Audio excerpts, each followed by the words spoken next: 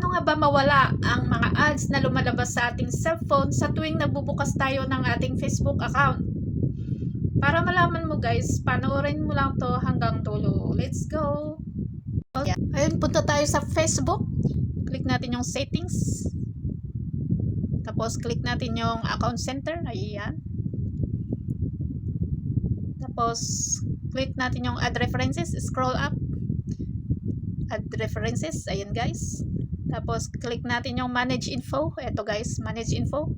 Tapos click natin yung add shown outside of Meta. Ayan guys, ito add shown outside of Meta. Tapos itong naka-green sa baba, showing you ads from ads partners. Ayan, click natin yan. Tapos click natin yung sa baba, don't show me ads from ad partners. Ayan, ilipat natin yung naka-blue sa taas ay sa baba. Ayan, ilipat natin sa baba. Ayan guys, para mawala yung mga ads na lumalabas sa mga cellphone nyo sa tuwing nag-open kayo ng Facebook guys. Ayan, sana nakatulong. Thanks for watching. Follow and share.